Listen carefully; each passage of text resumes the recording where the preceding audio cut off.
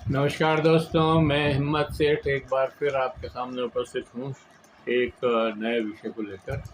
दोस्तों, ये तो आपको पता ही है कि ईरान और इजराइल का युद्ध चल रहा है और इस युद्ध में भयंकर स्थिति हो गई है। इजराइल और अमेरिका ने मिलकर ईरान के ऊपर धोखे से हमला कर दिया जब बातचीत चल रही थी। बातचीत के लिए जेनेवा में शायद बात होनी थी और उसमें ओमान के मीडिएटर भी थे, लेकिन इसके बीच ही इन्होंने हमला कर दिया और टारगेटेड बिल्कुल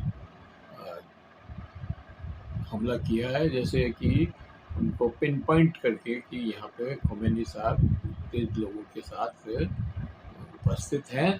एक कहीं बैठक हो रही है, उनको ये सूचना मोसाद नहीं दी होगी और वहाँ पर हमला करके उनको मार दिया। सारे विश्व में इसकी निंदा हुई और बड़े बड़े देश जो है सब लोगों ने कहा कि नहीं, ये बहुत गलत किया है, ये इसकी निंदा करते हैं। लेकिन भारत ने इसके ऊपर एक शब्द भी नहीं बोला। सवाल यही है कि भारत कहाँ है जो अपने आप को विश्व गुरु कहता है और ग्लोबल साउथ का नेता मानता है, अपने आप को डिक्लेयर कर रखा है कि मैं ग्लोबल साउथ का नेता हूँ। वो कहाँ है? उसकी कोई आवाज़ अभी नहीं सुनाई दी, जबकि वो शांति प्रिय अपने आप को अहिंसावादी देश भी मानता है और शांति प्रिय देश भी मानता है।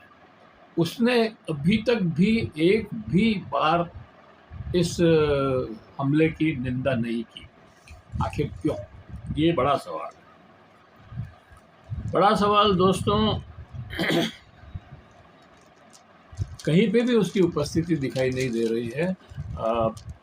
और अगर कहीं बोले भी है तो मेमने की तरह बोले हैं, कोई दहाड़ के नहीं बोले। अपनी उपस्थिति उस तरह से दर्ज नहीं कराई कि हम साउथ ग्लोबल के नेता हैं, ग्लोबल साउथ के नेता हैं या विश्व के गुरु हैं।